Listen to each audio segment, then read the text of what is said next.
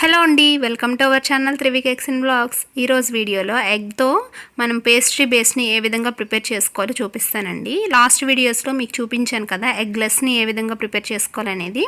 So ఇప్పుడైతే ఎగ్తో prepare చేసుకొని చూపిస్తున్నాను అనమాట. నేను ఏ విధంగా చూపిస్తున్నానో అదే విధంగా మీరు యాస్టీస్గా ఫాలో అయితే పర్ఫెక్ట్ బేస్ అనేది మీకు రెడీ అవుతుందండి, కేక్ బేస్ అనేది. సో ఇప్పుడైతే ఫస్ట్ అయితే నేను బటర్ పేపర్తో గ్రీస్ చేసుకొని, అంటే ఆయిల్ గ్రీస్ చేసుకొని బటర్ పేపర్ని అయితే ప్లేస్ చేసుకుంటున్నాను ఒక టిన్ తీసుకొని. ఇప్పుడు నేను తీసుకున్న టిన్ వచ్చేసి 7 inches టిన్ అండి, కొంచెం హైటెడ్గా ఉంటుంది. సో ఆ టిన్ అయితే తీసుకున్నాను. కేక్ టిన్ అయితే గ్రీస్ చేసి పక్కన పెట్టుకున్నాం కదా. నెక్స్ట్ అయితే మనము ఇంగ్రీడియంట్స్ గురించి చూపిస్తున్నాను అండి. ఇప్పుడైతే డ్రై ఇంగ్రీడియంట్స్ అయితే తీసుకున్నాము. ఒక బౌల్ తీసుకొని మన దగ్గర ఒక జల్లెడ ఉంటుంది కదా, జల్లెడ కూడా పెట్టుకొని అందులో 1 కప్పు మైదా తీసుకోవాలండి. ఇదైతే 250 ml కప్ అనమాట. సో మీరు 250 ml తీసుకోండి. మనకి 200 ml కప్స్ ఉంటాయి అండ్ 240 ml కప్స్ కూడా ఉంటాయి, జాగ్రత్తగా చూసుకోండి అనమాట. సో నెక్స్ట్ అయితే ఇందులో బేకింగ్ పౌడర్ అయితే యూస్ చేస్తున్నానండి. బేకింగ్ పౌడర్ అనేది 1 teaspoon వేసుకుంటున్నాను. అండ్ బేకింగ్ సోడా అనమాట. సో బేకింగ్ సోడా అనేది 1/2 teaspoon వేసుకున్నాను. మీకు నేను యూస్ చేసే ఇంగ్రీడియంట్స్ అన్నీ కూడా నీకు డిస్క్రిప్షన్లో ఇస్తానండి. మళ్ళీ చాలామంది ఏంటంటే కామెంట్ సెక్షన్లో అడుగుతారు, వేయింగ్ మిషన్ మీద చెప్పొచ్చు కదా, వేయింగ్ స్కేల్తో గ్రామ్స్లో చెప్పండి అని చెప్పి. ఫస్ట్ నేను కప్స్లో చెప్పేటప్పుడు కప్స్లోనే మీరు మెజర్ చేసుకోండి. తర్వాత నేను గ్రామ్స్లో కూడా చెప్తాను, దాన్ని కూడా మీరు తర్వాత చూసుకోవచ్చు, ఓకేనా. మళ్ళీ ఇదే కన్వర్ట్ చేయండి అంటే చేయలేను.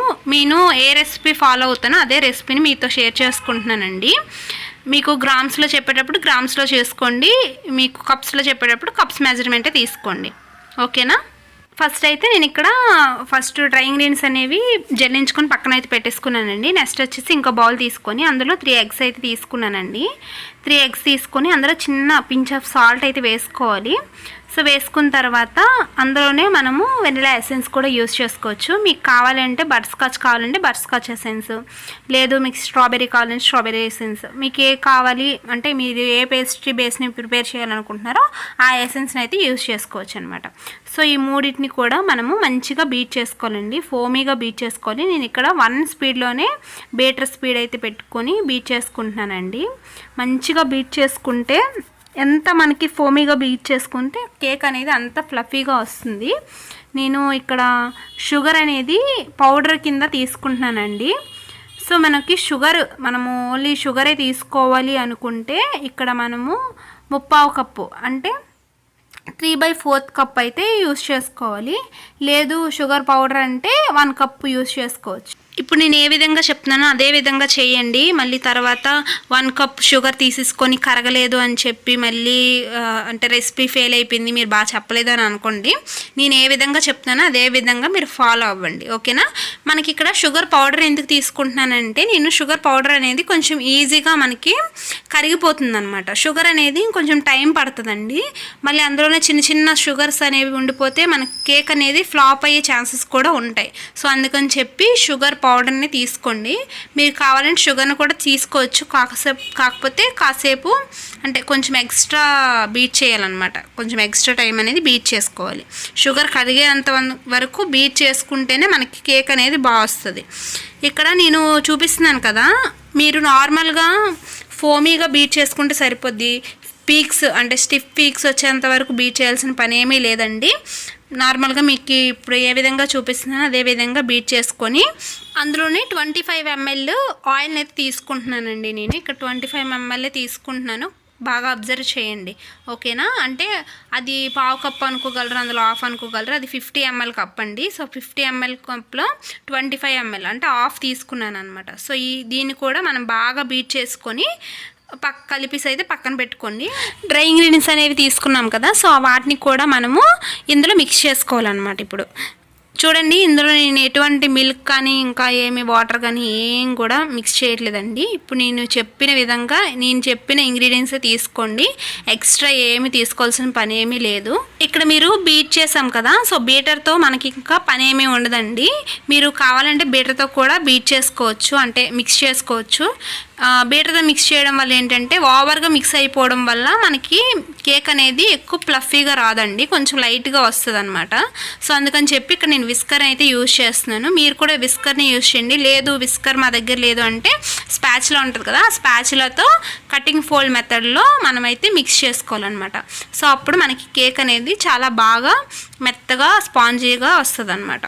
మనం ఇక్కడ విస్కర్తో కలిపినా లేదంటే స్పాచులాతో కలిపినా కూడా ఓవర్ మిక్స్ అయితే చేయకూడదండి. ఓవర్ మిక్స్ చేయడం వల్ల ఏంటంటే ఇప్పుడు మనకి ఫోమీగా ఉంది కదా బ్యాటర్ అనేది, సో అట్లా కాకుండా కొంచెం పల్చగా అనేది అయిపోతుంది అనమాట బ్యాటర్. సో అప్పుడు ఏంటంటే మనకి కేక్ అనేది ప్లఫీగా రాదు. చూసారా, మనం ఇక్కడ విస్కర్తో మిక్స్ చేసుకోవడం వల్ల ఫోమీగానే ఉందన్నమాట బ్యాటర్ అనేది. సో అప్పుడు మనకి కేక్ బ్యాటర్లోకి మిక్స్ చేసినా కూడా, అంటే టిన్లోకి షిఫ్ట్ చేసిన తర్వాత కూడా మనకి కేక్ అనేది బాగా పొంగడము, మంచిగా స్పాంజీగా రావడము అనేది జరుగుతుంది. లేదు మనం ఓవర్గా మిక్స్ చేసామనుకోండి, బ్యాటర్ అనేది కొంచెం పలచగా అయిపోయి మనకి కేక్ అనేది ప్లఫీగా రాదనమాట.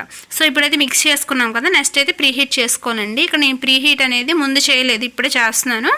మీకు ఇక్కడ మీకు ఏది కన్వీనియంట్గా ఉంటే అదే తీసుకోండి. నాకైతే ఇక్కడ బిర్యానీ బేస్ని అయితే ఉంటుందన్నమాట. సో అందుకని చెప్పి అదే ప్రీహీట్ చేసుకుంటున్నానండి. లోపల నేనైతే ఇసుకనైతే వేసుకున్నాను. మీరు కావాలంటే మీకు కొంచెం దలసరిగా ఉంది కింద అడుగు భాగం అంటే మీరు ఏం యూజ్ చేయకపోయినా పర్లేదు, ఒక స్టాండ్ అయితే పెట్టుకొని ప్రీహీట్ అయితే చేసుకోండి. నేను ఇక్కడ ఐ ఫ్లేమ్లో పెట్టుకొని ప్రీహీట్ చేసుకుంటున్నానండి. ఎందుకంటే ఎక్కువ అంటే ఐ ఫ్లేమ్లో పెట్టామంటే కొంచెం వేగంగా అయిపోద్ది కదా ప్రీహీట్ అనేది. సో అందుకని చెప్పి, ఎందుకంటే బ్యాటర్ కూడా మిక్స్ చేస్తాం, ఎక్కువసేపు బయట ఉండకూడదు. బ్యాటర్ మిక్స్ చేసిన తర్వాత ఎక్కువ టైం బయట ఉండడం వల్ల ఏంటంటే బబుల్స్ అనేవి ఎక్కువ ఫామ్ అయిపోతాయండి. సో అప్పుడు మనకి తర్వాత ట్యాప్ చేసేటప్పుడు బబుల్స్ అనేవి బ్రేక్ అయిపోయి మనకి కేక్ అనేది బాగా రాదనమాట. సో అందుకని చెప్పి ఎక్కువసారి ట్యాప్ కూడా చేయకూడదండి.